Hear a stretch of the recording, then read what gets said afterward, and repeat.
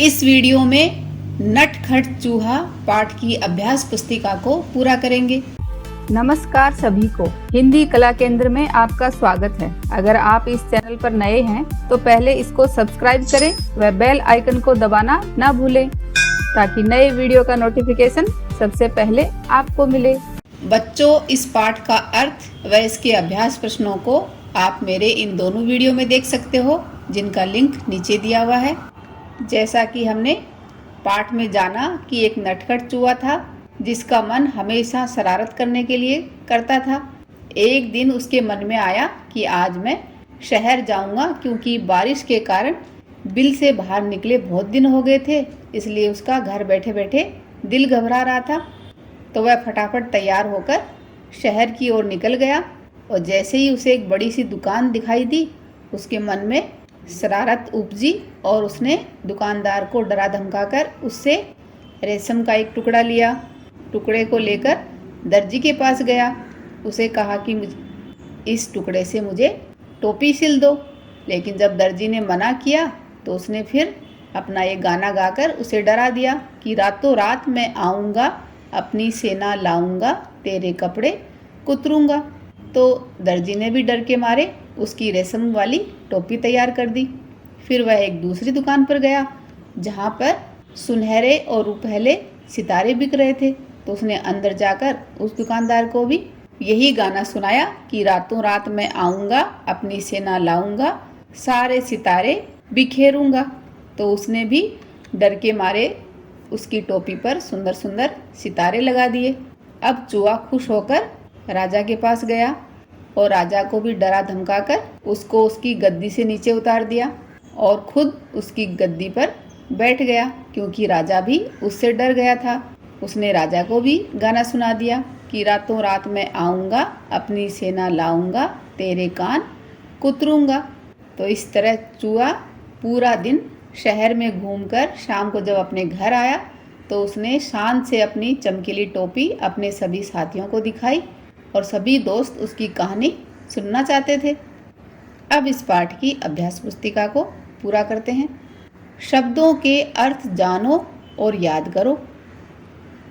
आईना का अर्थ है शीशा, सुनहरे का अर्थ है सोने के रंग के, तहस नहस बर्बाद, और बर्बाद का अर्थ है खराब। रुपहले का अर्थ है चांदी के रंग के। आदेश का अर्थ है हुक्म देना या आज्ञा देना। नीचे लिखे प्रश्नों के उत्तर लिखो। नटखट चूहे ने अपने दिल में क्या सोचा? नटखट चूहे ने अपने दिल में सोचा कि आज मैं शहर जाऊंगा, क्योंकि बारिश की वजह से वह बहुत दिनों तक बाहर नहीं निकला था, तो अंदर ही अंदर उसका दिल घबरा रहा था। दुकानदार ने चूहे को क्या दिया? दुकानदार ने चूहे को रेशमी कपड़े का टुकड़ा दिया। चूहा दर्जी के पास क्यों गया? चूहा दर्जी के पास कपड़े की टोपी सिलवाने गया। सलमे सितारे की दुकान में कैसे कैसे सितारे थे? सलमे सितारे की दुकान में सुनहरे व रूपहले सितारे थे। चूहा अपनी सुंदर टोपी किसे दिखाने गया? तो जब चूहे की टोपी तैयार हो गई तो वह अपनी सुंदर टोपी राजा को दिखाने गया। राजा किस डर से कांपने लगा? चूहों की पूरी फौज महल को तहस नहस कर देगी, इसी डर से राजा कांपने लगा। किसने कहा, अरे तू मेरी दुकान में क्या कर रहा है? तो ये बात किसने कही? दुकानदार ने। कृपया इस कपड़े की एक अच्छी टोपी सिल दो। तो ये बात चूहे ने कही थी किससे? दर्जी से। चल हट यहाँ से, मेरा समय खराब न कर। ये बात चूहे को दर्जी ने कही थी। भाग यहाँ से, मुझे बेवकूफ़ बनाने की कोशिश न कर।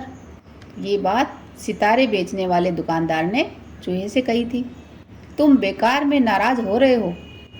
ये बात राजा ने कही। चूहे ने ऐसा किससे कहा? रातों रात मैं आऊँगा, अपनी सेना लाऊंगा, तेरे कपड़े कुतरूंगा। तो ये बात चूहे ने कपड़े बेचने वाले दुकानदार को कही थी। रातों रात मैं आऊँगा, अपनी सेना लाऊंगा, तेरे सितारे बिखेरूंगा। तो ये बात सितारे वाले दुकानदार को कही। रातों रात मैं आऊँगा, अपनी सेना लाऊंगा, तेरे कान कुतरूंगा। ये बात राजा को कही।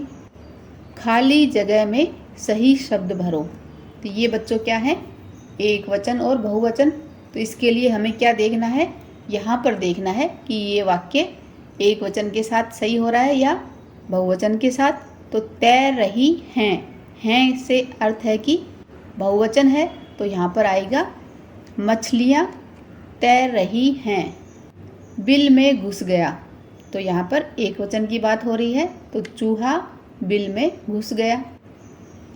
दर्जी ने सिली, तो दर्जी ने टोपियाँ सिली। हमारे घर में 4 कमरे हैं, मेरे पास एक रंगीन पेंसिल है। कौन क्या काम करता है, चित्र से मिलाओ। तो ये देखो, ये क्या काम कर रहा है, ये बढ़ई है जो लकड़ी का सामान बनाता है। ये खाना बनाता है। ये डॉक्टर है जो रोगी का इलाज करता है। ये चित्रकार जो चित्र बनाता है। ये किसान क्या करता है, फसल उगाता है। और ये कुम्हार जो मिट्टी के बर्तन बनाता है। दर्जी शब्द में रे की आवाज़ है। दर्जी, ये रे देखो ऊपर है ना, जिसके ऊपर इस तरह निशान लगाकर लिखा जाता है। नीचे दिए गए वाक्यों में से रेफ वाले शब्द ढूंढकर लिखो। तो ये जो ऊपर रे लगता है, इसे क्या कहा जाता है, रेफ। अर्जुन और कर्ण दोनों भाई हैं। पूर्वा उनकी बहन है। वे अपना कार्य समय पर पूर्ण करते हैं। हर्ष उनका मित्र है। तो यहाँ पर जो भी रेफ के रूप में लगे हैं उन सबको यहाँ लिखना है। तो क्या लिखोगे, अर्जुन, कर्ण, पूर्वा, कार्य, पूर्ण, हर्ष। नटखट चूहे के सिर पर सुंदर सी टोपी बनाओ। चाहो तो उसमें चमकीले सितारे भी लगा सकते हो। चित्र पूरा हो जाने पर रंग भी भरो। तो इसके लिए बच्चों आपको अपनी अभ्यास पुस्तिका में ये बाहर की आउटलाइन को पहले जोड़ना है, फिर चूहे में रंग भरना है और उसके सिर पर एक सुंदर सी इस तरह की टोपी लगा दो। है ना ये मज़ेदार। बच्चों इस कहानी को एक बार फिर से पढ़ें। पाठ को अच्छी तरह से समझने के लिए इसके अर्थ व अभ्यास प्रश्नों वाले मेरे दोनों वीडियो को ज़रूर देखें। टोपी पहनने के क्या क्या फ़ायदे होते हैं वो आप मुझे कमेंट बॉक्स में लिखकर बता सकते हो। सुझाव व सुधारों के लिए कमेंट बॉक्स में लिखें। अगर हमारे वीडियो बन ही रहे हैं आपके फेवरेट, तो फिर क्यों ना करें इनको लाइक, सब्सक्राइब और रिकमेंड। हमें और बेहतर बनाने के लिए आप कर सकते हैं कमेंट। धन्यवाद।